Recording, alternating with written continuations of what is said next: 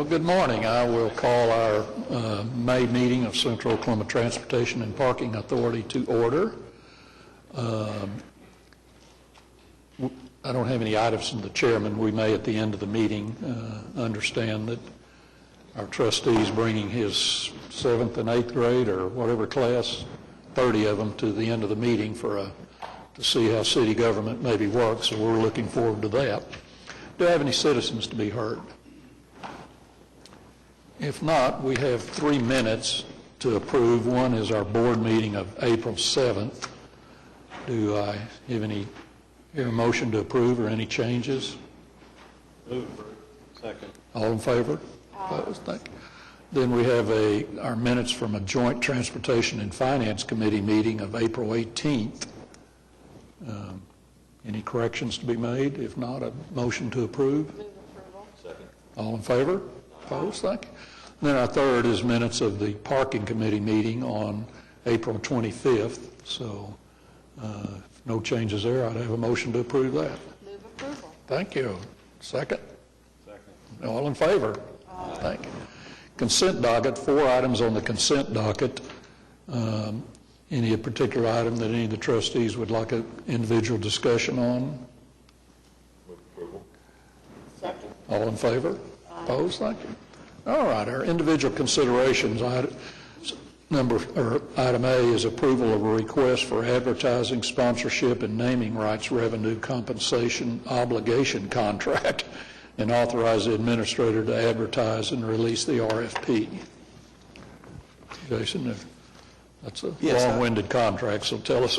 Yes, item 6A, that's a very formal way of saying we're looking for a proposer to help us with our advertising, sponsorship, and naming rights for all of the Cotpa family of services.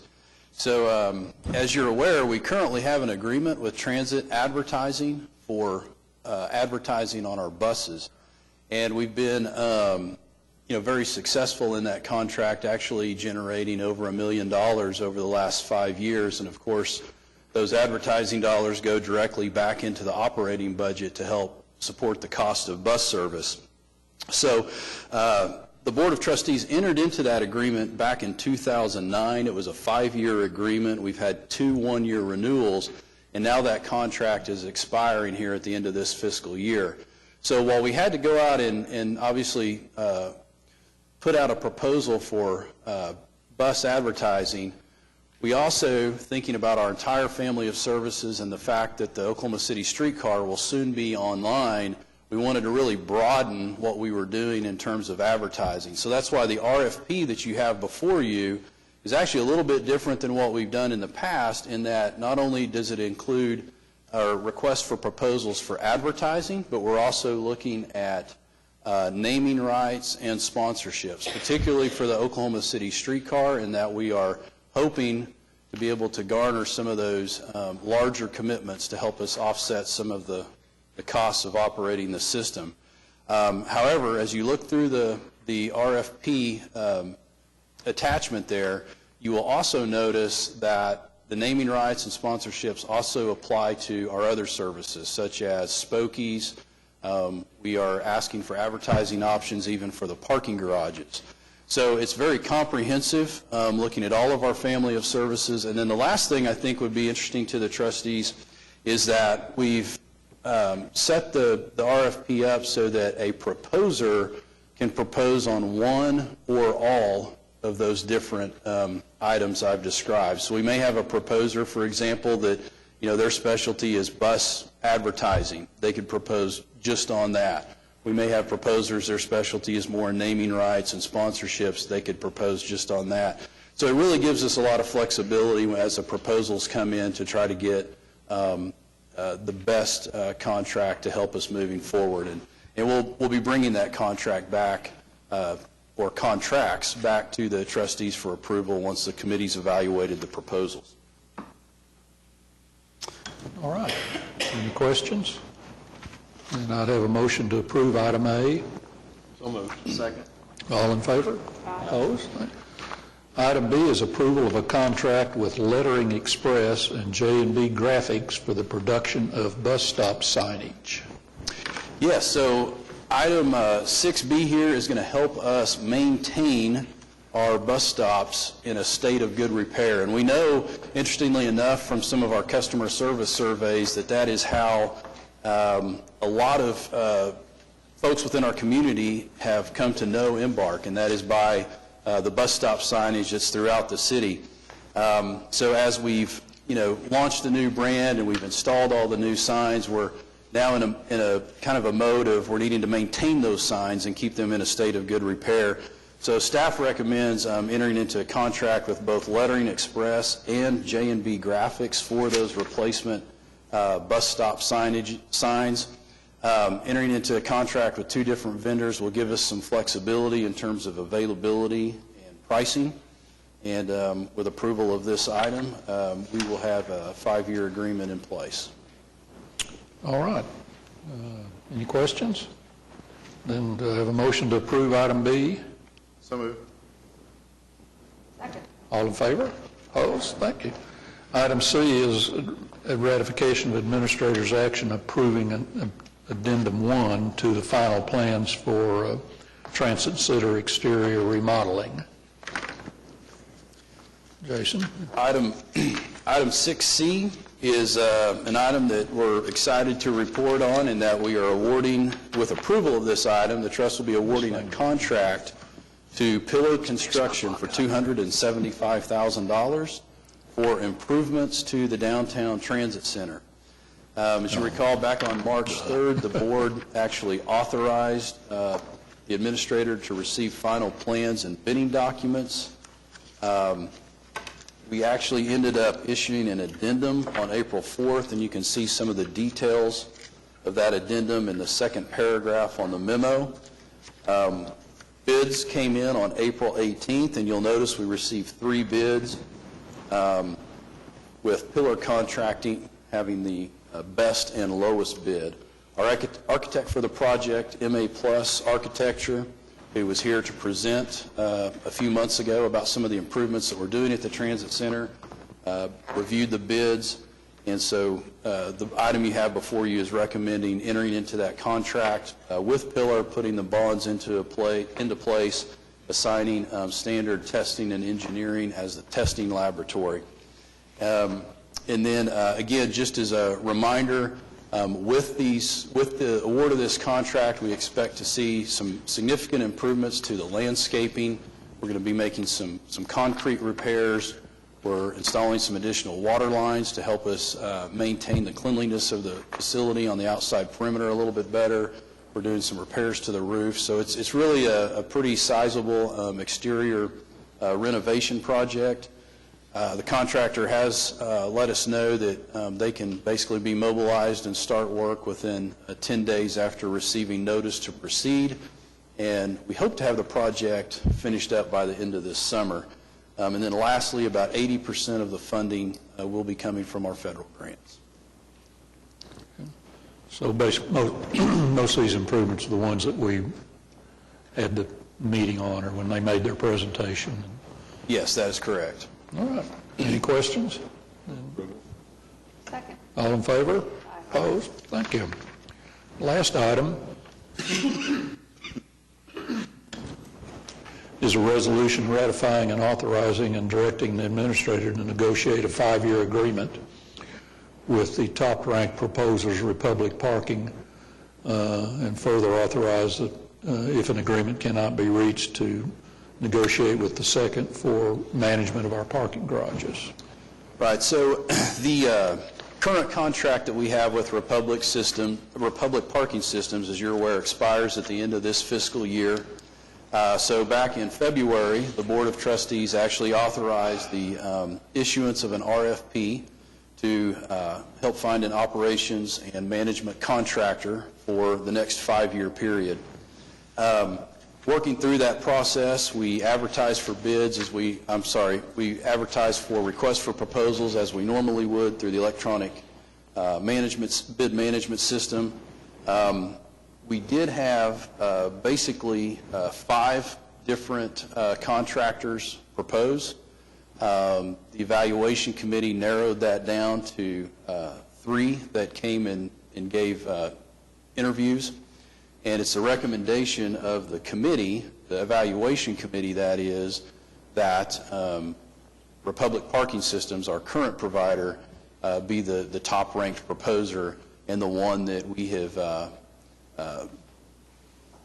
basically began negotiations with. We've set negotiation dates. This information was presented to the parking committee. We had a little bit more detailed overview of the process and some of the reasons for the rankings, but it was recommended by the parking committee to take to the trust. So in the event we cannot reach an agreement with Republic, then we'll have the opportunity to negotiate with the second top proposer, which is SP Parking. For clarification, just so I understand, while we're approving the RFP now, and it's already gone out, and we've received all the bids, and wouldn't. Yeah. So actually, the board already approved the issuance of the RFP, and so for the item today, what we're doing is ratifying the administrator's actions to go ahead and set up negotiations. Typically for the larger contracts, the more lengthy contracts, we will go ahead and as a formality seek authorization from the trustees to negotiate. In this case, we went ahead and notified the top proposer that we would like to enter into negotiations with them. So the item is actually just ratifying those actions and then authorizing negotiations with the second proposer. And of course, we'll bring back a contract to the trustees once those negotiations are complete, and the trustees will have final approval on the contract. But doing it that way was approved by legal, that we could. It was. Okay. It was a suggestion of legal. Okay, thank you. All right, any questions on item D? Then I'd have a motion for approval. Move approval. Second. All in favor? Opposed? Thank you. Our next item is ratification of payroll and vendor claims for the period April 4th through April 25th. Unless, well, all right. All in favor, say aye. Aye. Opposed? Our financial reports, budget to actual for the 9 months ended March 31st. If you'd like to hit any of the highlights there, Jason. Yes, be pleased to report out on our financials through 9 months of the fiscal year. Would direct your attention to page 2 in the budget to actuals report, and we'll start with a review of our transportation operations. And if we could, we'll begin first by talking about our operating revenues. You'll see that at the top portion of your report. And what I would direct your attention to first is our total operating revenues for the year through March 31st. You'll notice we're at about 98% of our budget, or what we had projected for this time. That translates to about $320,000 less in operating revenue, again, than what we had budgeted. So I'll direct your attention to a few individual line items. You can see we're coming in under budget on farebox revenue, fare media sales, and share of fare. Now, those are all pretty minor amounts, and we've actually seen improvements in terms of comparing actual revenue to budgeted revenue since we looked at these numbers last month. Where you're really going to see, significant fluctuations is in the federal grants line, the state government subsidy line, and the City of Oklahoma City general fund subsidy line. So might start by talking about federal grants first. And, we've had some discussions, throughout the year about, the timing of the grants and our draws, and there's been a couple of months where we were showing federal grant revenue to be significantly under budget, but then we ended up getting caught up. In fact, the last 2 months, we've basically been right at 100% of our budget, or exactly what we expected with our federal grant revenue.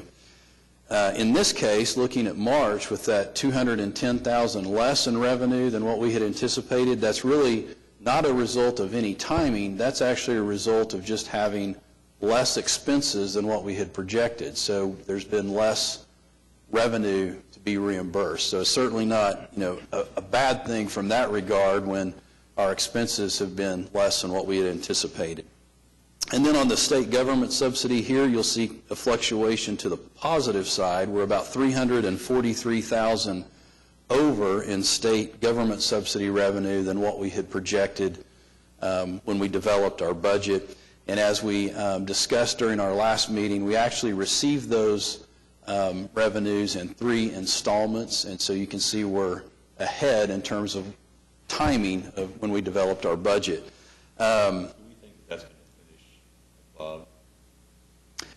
No. It's just a matter of time. It's just a matter of timing, and we'll end up finishing very close to the original budget amount. When you budget for the state items, what goes into that in your request to the state? I mean, how do you develop that? Yeah, well, number? we really don't have an opportunity to submit a request. It's basically more formula-based. Certainly not as strict or detailed formula as, say, what the FTA uses, but basically the state has a certain amount they allocate to transit. The urban areas get 40% of that, and then it's divided between Oklahoma City and I believe Lawton now gets a portion of that. So So it's that's more how- determined on the state level than on our level. exactly, that is exactly right. And then the next revenue line to mention would be the City of Oklahoma City General Fund subsidy. You'll notice it's about $450,000 less than what we had anticipated. And the reason for that is simply the budget situation that we're in this year. The idea is if we have some savings on our expense side, which we do, you'll see that down below, then we're basically drawing less general fund subsidy, again, to try to help offset any negative impact to the city's overall budget. So I would actually expect that number, if expenses stay down, to probably increase as we go throughout the year. Then looking at the operating expenditures, you can see we do have some pretty significant savings. A lot of that is in personnel services. We actually have about 15 vacant positions right now. We've had vacant positions throughout the year, at times more than 15, and so that's really the driver for most of that savings in personnel. But again, that's kind of an area where we'd rather fill the positions, and that continues to be our goal. Other services and fees, as we've talked about over the last several months, continues to be over budget, but that $292,000 overage that you see there is more than offset by savings in supplies of $302,000 and savings in fuel of $105,000. And both of those amounts, the savings amounts on both supplies and fuel, have increased slightly from where we were last month. So with that, you can see our operating income is $516,000, so our revenues still have exceeded our expenditures by just over $500,000. Looking at the next page, page 3 on the parking report, looking at the revenues first, you can see our total operating revenues are about $200,000 under budget. And again, that's an improvement from last month when we looked at this number, and we were about $268,000 under budget. So we are gaining a little bit of ground and closing that gap between budgeted revenues and actual revenues received. You can see the negative variances there are in monthly contracts and events, and then a portion of that is offset by transient or daily parking coming in higher than what we had budgeted. Looking down at operating expenditures, those expenses are virtually unchanged from last month when you compare percent of budget to actual expenses incurred. We have savings in our parking garage operations of about $200,000. That's the main driver there that's pulling us, or that's allowing us to be under budget. Total operating income is about $2.7 million, and that is, as I mentioned before, after debt service and operating expenses.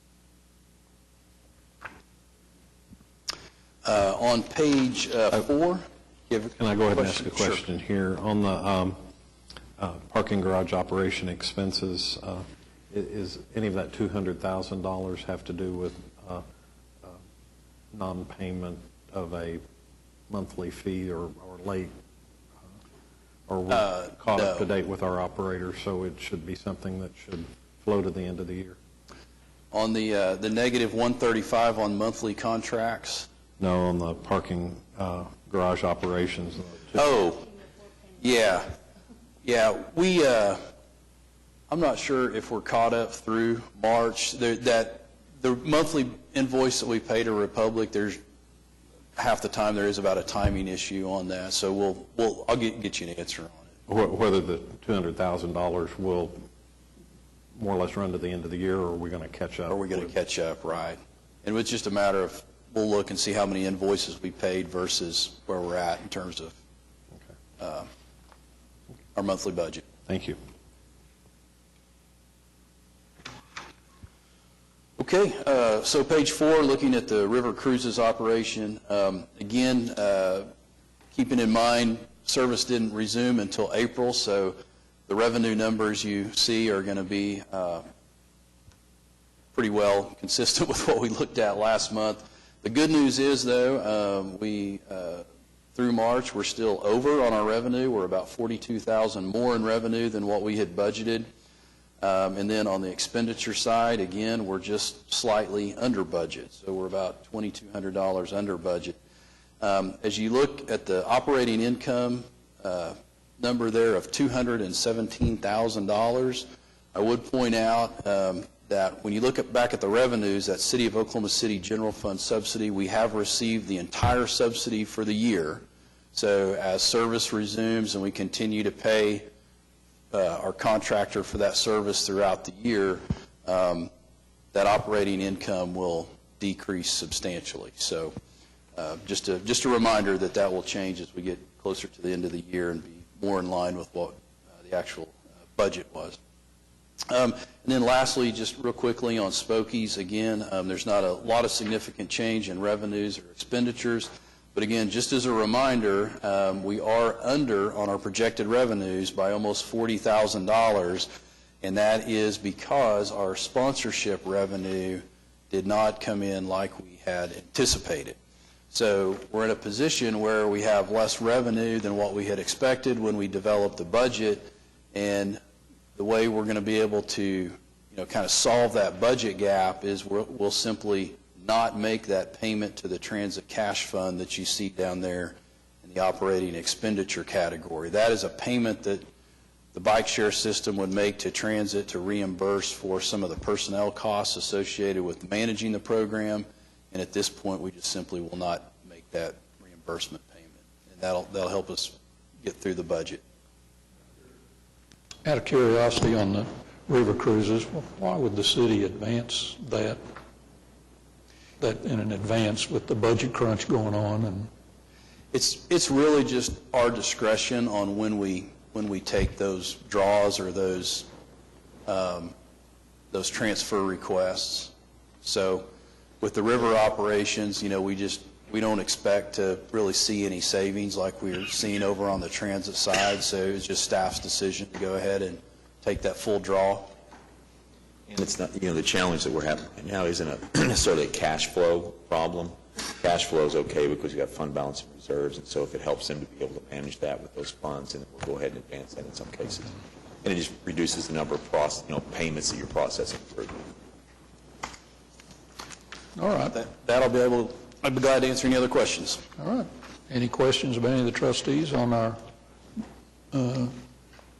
reports?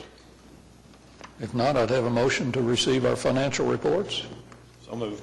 Second. All in favor? Opposed? Program reports. We've got 3 today, our transit system and streetcar report and special services report. So we'll start with the transit system report.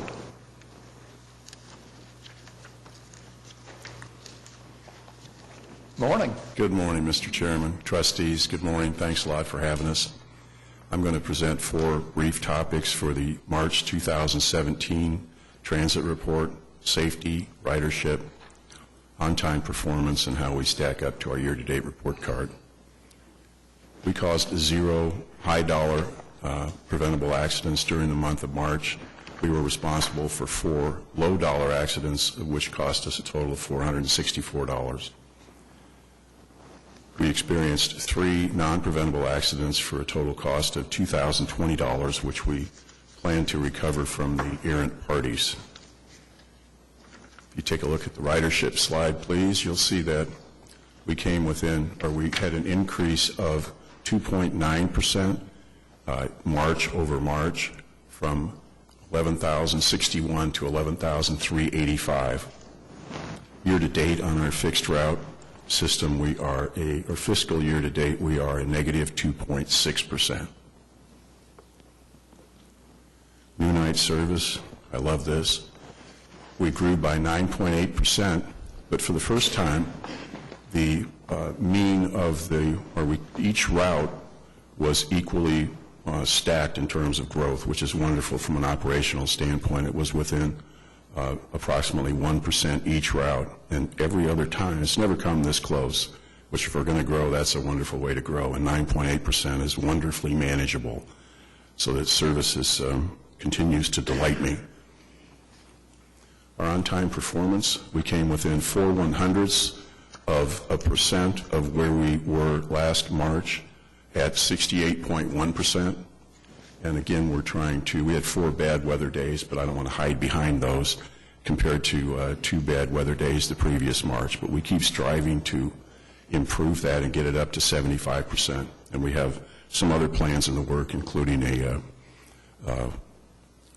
increasing the efficiency of the transit center in a very tangible way that will help us tremendously. Additionally, there are people looking into the 1.21% that we are presently being charged by inaccurate reporting of when we arrive at the transit center. And it's a very complex issue, and it's always been approximately 1.21%, but we're going to solve that. There's a new team looking at that, and I expect to have that solved within 3 months, which is a sizable amount, frankly, incrementally.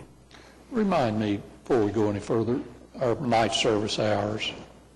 I'm sorry? Night service, our hours of operation. Yes, they're from 7 until 11 o'clock. How many is it days? Midnight? Yeah, till midnight, I'm sorry. And there are 4 routes running around 8 buses. And 7 days a week, 5 days a week? 5 days a week, I'm sorry, Monday through Friday. And that is just such a wonderful service. You know, it's my hope, of course, and I know everyone here, that we can expand that service, but it works very well. Okay. It's not on Saturday night? No, we do not have midnight service on Saturday. Great. And then if I would like our year-to-date report card, I'll just run through the percentages. Number of passengers per service hour, we're at 90%, where we've been hovering most of the year. Number of passengers per operating day, we're at 95%. Percent of on-time bus arrivals, we're at 92% of our goal.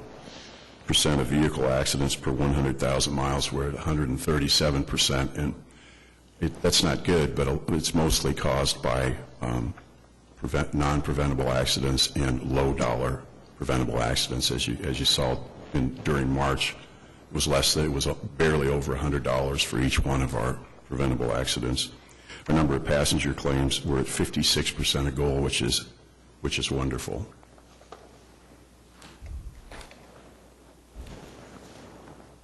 Jason, were you going to talk about the wonderful performance during that tough day?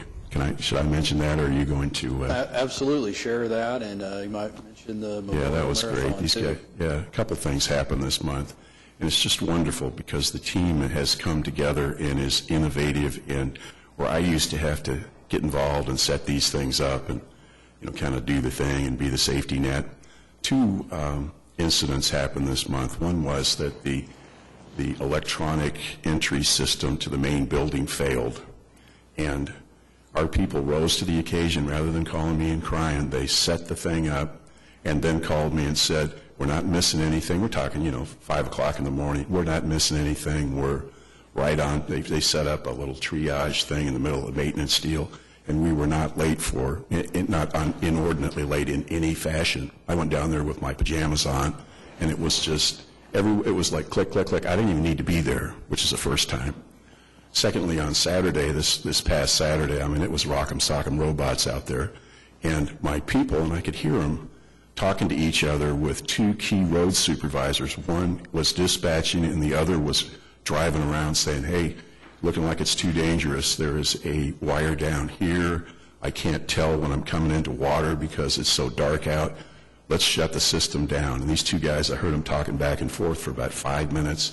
They made the decision, which is wonderful, and then they called me, which is, this is kind of a watershed deal, so I don't have to, be the mother hen on these things. These guys rise to the occasion, they make the right decision, and then they call me. So my hat is so off to our operational team and our operators. I went in and it was like everyone was helping everybody. I'll tell you, I walked down from the transit center because I was tricked by Eugene back there when he said, I know you're at the transit center. Can you pick this up so Marcia doesn't have to come by? I went to Marcia's office. It was a stack this big that I carried back to the transit center, but it was delightful because the operators saw me with that, and they would honk their horns, wave, and kind of laugh like, But anyway, we have a wonderful little team here. May I answer any questions? Okay, thanks a lot. All right, streetcar report. You've been getting a lot of publicity in the paper and good pictures and good coverage. It's been great. Good morning. Happy Cinco de Mayo. We'll get started. So operations. The picture here, again, is another rail pool. Operations continues negotiations with Herzog, our consultants, legal team. You can see the dates here. Our primary focus has been to bring a contract to you guys to sign. Unfortunately, we weren't able to do that this month, but we will continue to move forward and hope to bring that to you next meeting. What these dates don't show is, for the past 2 weeks, we've been having 2-a-day meetings. We'll have a conference call in the morning, conference call in the afternoon. I just wanted to publicly thank Haley for all of her extra effort that she's been putting forward. She's been getting here at 6 o'clock in the morning, staying late nearly every day last week, trying to get this move forward.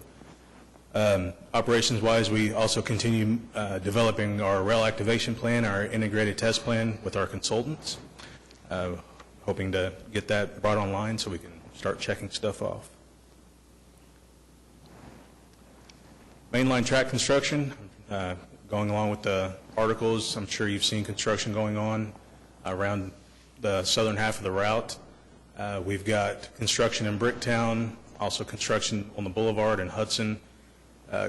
Point out a couple of things. So on Joe Carter, we're doing a sidewalk construction, working on developing or constructing a platform, and also doing traction power substation underground work for traction power substation number 1 there. On Reno, there's platform work that's going to be happening soon. Also, the OCS foundations, overhead catenary poles, they're starting the pure drilling for that. And then Reno, there's track installation going on along the bridge there. And then on Hudson, there's utility work going on, and then south of the boulevard, there's track installation and OCS foundation work going on. And then on the boulevard, they're also installing track. And then up on Reno and Sheridan, track installation and utility works going on. A lot of work happening. Lots of crews scattered throughout downtown. Storage and maintenance facility construction continues. We're looking at installing the track here next week inside the building and in the maintenance yard there. This past month, the MAPS approved a change order extending the schedule for October 26th. It's an anticipated construction completion date. I've walked you guys through the building here several times, so I won't go through it again, but you can see construction moving forward. This picture here shows the construction over the past month. Top picture is March 31st. The bottom picture was 2 days ago. You can see the masonry wall on the front is completed and waterproofed. A bunch more roofing has been installed. Also, fascia and soffit has been installed. And also a lot more framing on the inside has been completed, and also the OG&E transformer has been set. Decided to take a closer picture of these 2 maintenance bays just to, again, explain how they function. On the left here is the heavy maintenance bay. What happens there, that's where the streetcars will come in.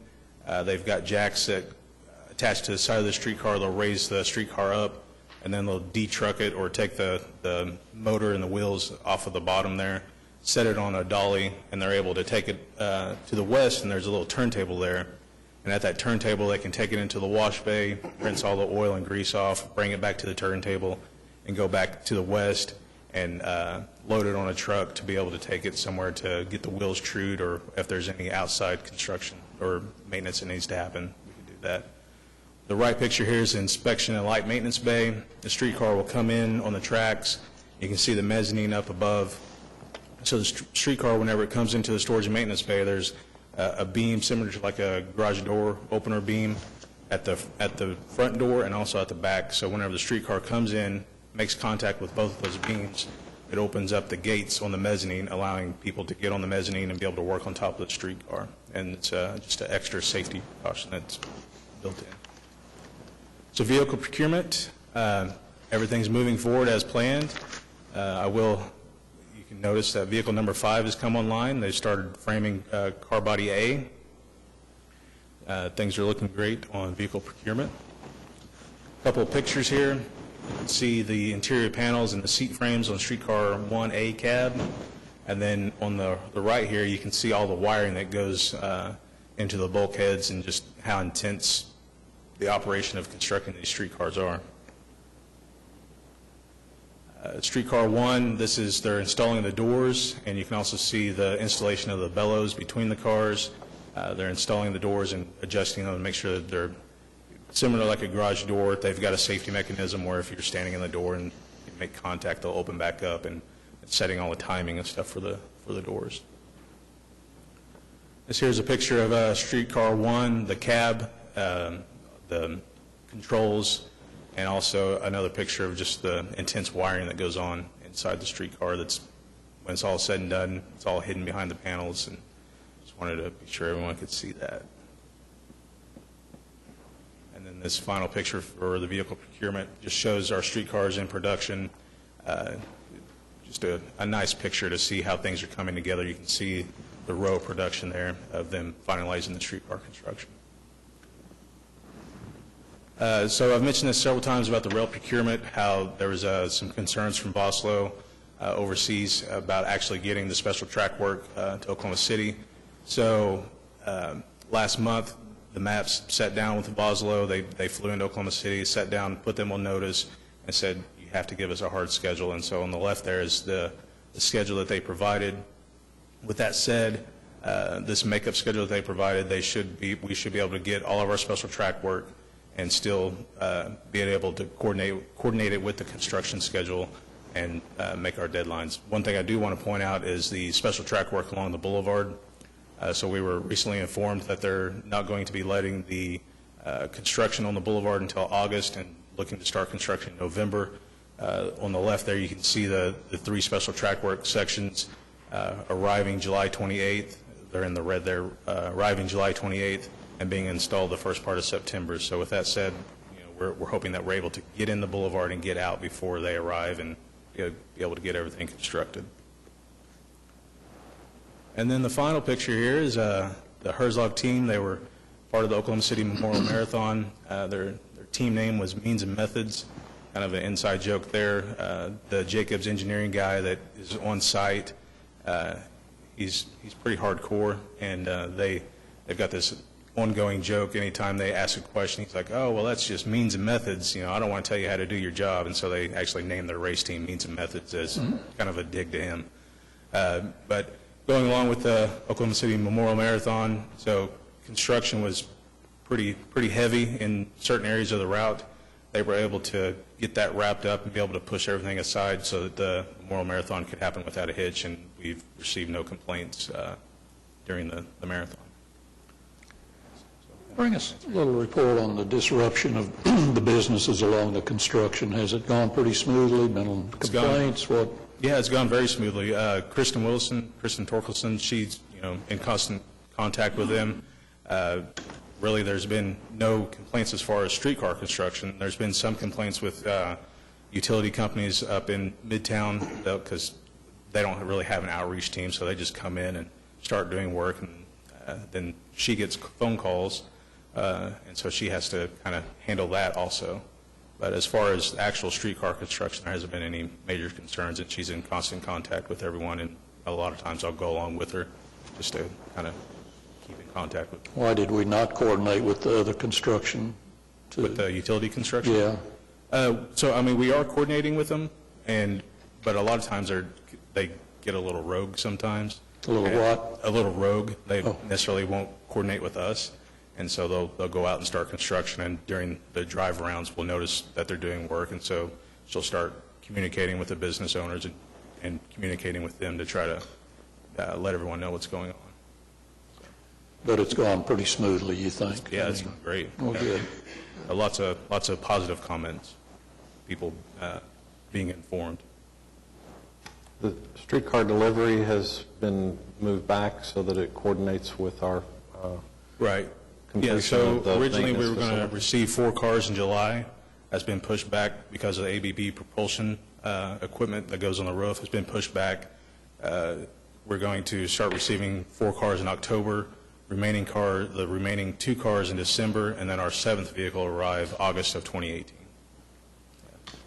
This is one of those situations where we've talked about it internally in some meetings, with projects like this, you never want delays, but this one actually worked out to our favor, knowing that the storage and maintenance facility wasn't going to be ready until the fall, so it works out real well for us. And also, I suppose that relates to the warranty on the cars, doesn't activate until they arrive. Right, until they arrive and we accept them. Right, and so one of the things that Brookville is going to do, because they're basically going to complete the cars, and then once that propulsion equipment comes in, they'll place it. One of the things that we have to do maintenance-wise is we have to move the cars. They can't just sit for a month on end. So part of their maintenance plan is they'll get out and they'll move the cars along the track to keep everything lubed up so that we don't have any problems. And we've got a Jacobs team member on site that's monitoring that. He's there. He basically lives on their facility in a trailer. All right. Any other questions? Jesse, thank you. Thank you. Special Services Report. Good morning. How's everyone this morning? Just a really quick update on our special services. Through the end of March, our senior transportation services, we're at almost 3,200 trips provided for the 5 services that you see on the slides. And like we've discussed before, these are funded through the Older Americans Grant in partnership with the Area-Wide Aging Agency, and we are actually in the process of redoing that RFP and grant for the next fiscal year. We are also just started our 2017 satisfaction survey. Last year we presented you a report of the results, and just want to let you know we're really hoping to beat 97% rating our services as good or excellent this next year. But we will have the final survey for 2017 results for you in August when we do our next report. As far as our homeless and low income goes, this is the emergency taxi rides that we provide, bus passes, and then the sheriff air coupons. As you can see, we're doing quite a bit, almost 2,700 bus passes, nearly 700 taxi rides, and a little over 5,800 sheriff air coupons. One thing to note about the the sheriff air is those are just the ones sold to Oklahoma City residents, and they can also buy them from some of the participating cities around us. The big thing we wanted to talk about today was Embark Plus Paratransit. As you can see, our ridership has gone up significantly year over year. We're at nearly 3,900 trips so far through the end of March. One of the things that we did when we went through the LFR update was we added a strategic result measure to help us monitor our capacity. So we have a measure that we're going to try to keep our capacity denials, which basically means you call to schedule a ride and we simply don't have the space for you. So our goal is to keep that under 2%. And I'm really pleased to report that our staff has been working really hard on efficiencies with our scheduling, making sure all of the vans and all of their schedules are filled up, that they're not going back and forth across the city, that everything's very efficient and they're trying to stay in one area. and we have managed to keep our capacity denials at 0.89%, excuse me, which is only 0.2% over last year, even though we've had a 7.6 increase in ridership. And the last thing is, I want to let you know that we participated in Disability Awareness Day this year at the state capitol.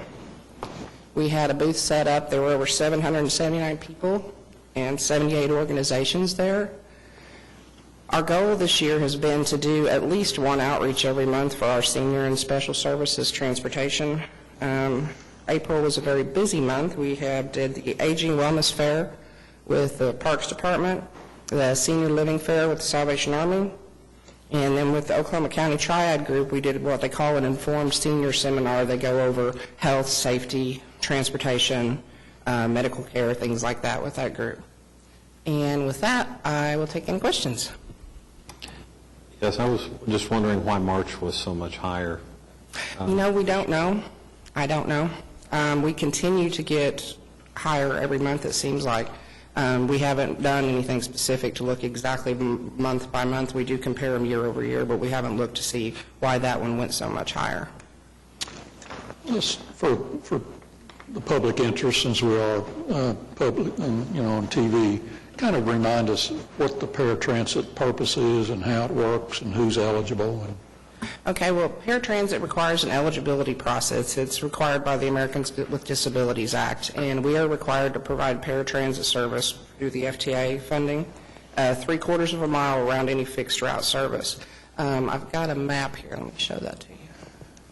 As you can see, the green areas in the map, that is the Zone 1 area, and then the Zone 2 is the farther out area. The fare on that one is more expensive.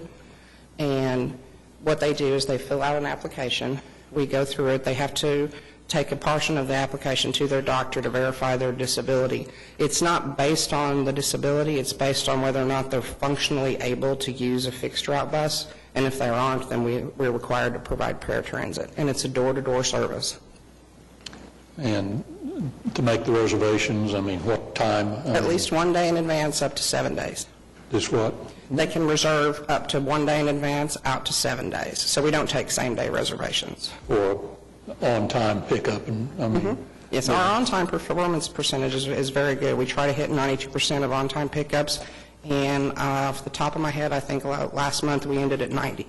Then what occurs to take them back after a doctor's appointment or a hospital visit? It doesn't wait on them, does it? No, it doesn't wait on them. We try to give them a 30-minute pickup window. When we're scheduling a medical appointment, we encourage them to push that a little bit further back than what they think their doctor's going to be finished with them. We do have we don't call it will call service, but if they call us and say, my ride's scheduled home from the doctor at 3:30, but it looks like I'm not going to be done till 4:15, we'll cancel their 3:30 ride and try to move them over to somebody else's route that's going to be in that general area. They might have to wait an extra 30 minutes more after they're done, but we do always get them home. Good, thank you. Just to clarify on the Zone 1 versus Zone 2, the map that Marilyn has showed us, that Zone 1 area in the green, that's what we're required to provide by the FTA. But with Zone 2, we basically provide that service to everywhere within Oklahoma City limits. And it seems like we adjusted those rates at the last meeting or at some point. Yes, our budget proposal moving forward for next year looks at an adjustment, an increase to the Zone 2 rates in order to preserve that service. Zone 2, in last fiscal year, Zone 2 made up about 12% of our total trips. The other 88% are in the Zone 1 area. Then I think on the Trustee Sempner, to your question about the fluctuation in the trips March to March, we'll take a look and just see. It could, a lot of times when we see a huge fluctuation or a sizable fluctuation, it usually has to do with weather. So we can track that. We'll go back and see how many bad weather days we had in March of last year compared to this. And I say that because it's usually even more pronounced with paratransit. Just the nature of the service, our customers that use that service and the door-to-door, the weather can most oftentimes affects paratransit service more so even fixed route. So we'll take a look at that for you and follow up if that's the case. It has a lot of seasonality, because if you look at the graph for October there was almost no increase at all, but then you have almost a 10% increase in March, so it does fluctuate significantly. All right. Marilyn, thank you. That was Thank a you. nice report. Since we kind of changed our procedures and we don't do a program report for everyone, it maybe gives us a little extra time when people do give the reports. So that's good. All right, any questions? Then I would have a motion to receive our program reports. So moved. All in favor? I guess we're waiting on Trustee Cooper but any other items from any of the trustees? I had a question. Are we going to get a report on the Hall Pass program maybe next month, because are we coming to the end of the school year? Yes, we would like to present that to the Transportation Committee. We're going to have a Transportation Committee meeting in May, and so we'd like to present it to the Transportation Committee, and then certainly at the discretion of that committee, we'll bring it forward to the trust. Absolutely. All right. Any other questions? Jason? Just Final a comments? couple of comments. As you mentioned, I know Trustee Cooper is with his class today. They're going to get a little tour of City Hall and city government, as you had mentioned, Chairman. And one of the things they're using to be able to do that is they're taking advantage of the Road Scholars Program. So that's a program that's been approved by this board, and that allows basically nonprofits, in many cases it's schools, they use the service for field trips. So, it saves the school money in that they don't have to, pay their bus operators to take students to and from field trips, and they're able to use the Embark service instead. So, if we see his class join us later, we'll know they came here using the Embark bus service. But while we're on that topic, I did want to share, we actually had received a thank you letter from one of the teachers at Bodine Elementary this week, really primarily thanking Debbie Lucas, who does a great job managing that program for us. But what was interesting is the teacher had commented, that it was her first year to use it. As a class of fifth graders, they actually scheduled 10 different field trips using our bus service. But what I thought you'd probably really appreciate was she said it gave them an opportunity to talk about the benefits of public transportation, and that their class actually talked about how public transit saves on gas, reduces traffic, creates jobs, reduces pollution, and then commented on learning how to read the bus schedules really helped them explore their city. So certainly a benefit of the program. Maybe just a couple of other comments for the trustees would be, one is we are going to be participating in an event this weekend. It's the One OKC event. It's from 12 to 4, and it's located at Northeast 23rd in Rhode Island. And so we will have a bus there, similar to what we've done with some of the other open streets events. So we encourage anyone attending that event to certainly take a tour of the bus, and if it's like any of the other outreach events we do, there'll usually be some type of giveaway for those that are interested in taking a tour, whether it be a bus pass, a water bottle, or something of that nature. And then we also appreciated the opportunity to help out the city staff that were helping organize and prepare for the Memorial Marathon last weekend. We were actually able to provide a couple of buses to serve as I guess blockades for some of the roadways to ensure the safety of the public, and so we were certainly glad to be able to participate in that. We had 3 of our employees there, a couple of bus operators and a route supervisor, and I'm told they did a fantastic job representing us. So with that concludes my comments. We're looking forward to the event this weekend. One other, I don't know if it's ACOG or who is hosting a regional transit meeting in the next week or two. Are you familiar, and who it is and when, and what some of the discussion will be? Well, we have the regularly scheduled RTA task force meeting, which is usually the 3rd Wednesday of each month. Well, maybe this was a chamber meeting, because I saw it. Okay, so yes, there is thank you for reminding me, there is a chamber meeting. It's a forum of sorts on regional transit and public transportation within our community. It's actually May 15th during the lunch hour time period. And correct, we will have ACOG there on that panel. I have been asked to participate in that panel. And the mayor of Edmond or Midwest City, or several mayors, I think. Yes, Edmond and Midwest City Okay. both, I believe. So it'd be a great, hopefully a great meeting, great function. It's May 15th. Sheila, you might quiz the trustees and see who would like to attend, because there was a charge by the chamber, and just see what everybody's schedule is, and maybe some of us could attend. Okay, yeah, we'll be glad Okay, to good. check in with everyone on availability. Okay. Any other questions? Well, if not, we're adjourned, and we'll wait on Councilman Cooper's, or Trustee Cooper's class, and hope they show up here in a minute.